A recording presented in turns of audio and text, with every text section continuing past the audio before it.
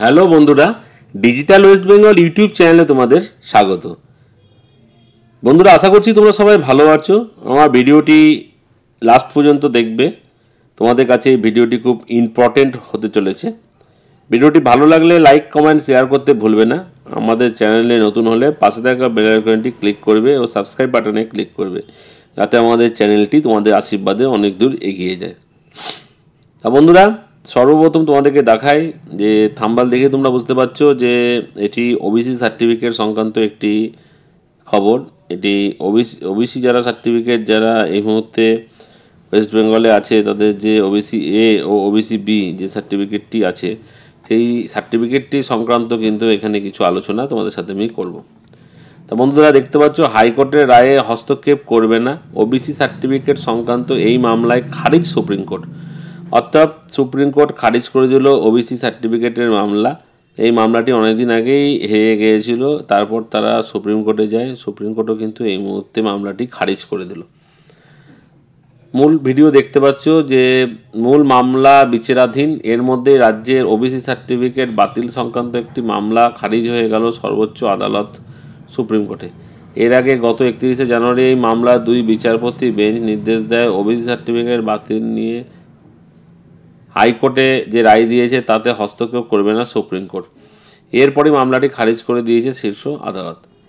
গত মে মাসে 2010 সালের পর থেকে অন্যান্য অনগ্রসর সম্প্রদায়ভুক্তদের দেওয়া সব শংসাপত্র বাতিল করে দেয় কলকাতা হাইকোর্টের বিচারপতি তপব্রত চক্রবর্তী এবং বিচারপতি রাজা শেখর মান্থার ডিভিশন বেঞ্চ।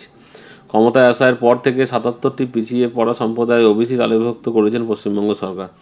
এদিকে কলকাতা হাইকোর্টের রায়ে এক ধাক্কায় 5 লক্ষ ওবিসি সার্টিফিকেট কিন্তু বাদ হয়ে গেল। উচ্চ আদালত সেই রায়ের বিরোধিতা করে শীর্ষ আদালতের দ্বারস্থ হয়েছে রাজ্য। পরে হাইকোর্টের রায়কে চ্যালেঞ্জ করে পশ্চিমবঙ্গ অনগ্র শ্রেণী কমিশন সুপ্রিম কোর্টের সেই মামলা শুনানি চলেছে। আগামী 18ই ফেব্রুয়ারি পরবর্তী শুনানি রয়েছে। এরই মধ্যে নতুন করে দায়ের হওয়া অন্য একটি মামলা খারিজ করে নিল সুপ্রিম কোর্ট। জানিয়ে রাখি, কলকাতা হাইকোর্টের রায়কে চ্যালেঞ্জ করে মামলা দায়ের হয়েছিল সুপ্রিম কোর্টে। মামলা করেছিলেন অবনী কুমার বিশ্বাস। তার মামলাতেই নির্দেশ দিয়েছেন সুপ্রিম কোর্ট। জানুয়ারি মাসে অবনী কুমার বিশ্বাস করা এই নতুন মামলাটি শীর্ষ আদালতে জানিয়ে দিয়েছেন যে হাইকোর্টের রায়ে হস্তক্ষেপ করা হবে না। মামলাটি খারিজ ও সুপ্রিম কোর্টে জানিয়ে এই সিদ্ধান্ত অন্য আবেদন বিচারাধীন তবে সেটিও নিরাপত্তা করা হলো। এই অবস্থায় ওবিসি শংসাপত্র ওবিসি সার্টিফিকেট সংক্রান্ত মূল মামলাটি খারিজ হয়ে যেতে পারে বলে সংশয় তৈরি হয়েছে অনেকের মনে। মামলার পরবর্তী শুনানির দিকে তাকিয়ে সকলেই। অর্থাৎ বন্ধুরা, তোমরা শুনতেই পারলা যে সুপ্রিম কোর্টে যে রায়টি চলছে সেটিও মামলাটি কিন্তু খারিজ হয়ে যাওয়ার সম্ভাবনা ওবিসির ক্ষেত্রে। যারা ওবিসির যে কাস্টগুলি বলে দেওয়া হয়েছে, প্রায় 40টি কাস্ট এই মুহূর্তে কিন্তু বাতিল হতে চলেছে। নেক্সট যে শুনানি আছে সেই শুনানিতে কিন্তু একটি বড় রদবদল হওয়ার চান্স কিন্তু এই মুহূর্তে রয়েছে। তো এই দিন কিন্তু অতি অবশ্যই সবাইকে উপস্থিত থেকে উপযুক্ত প্রমাণ দিয়ে কিন্তু এই ওবিসি সার্টিফিকেট সম্পর্কে এর তথ্য যাচাই করতে হবে।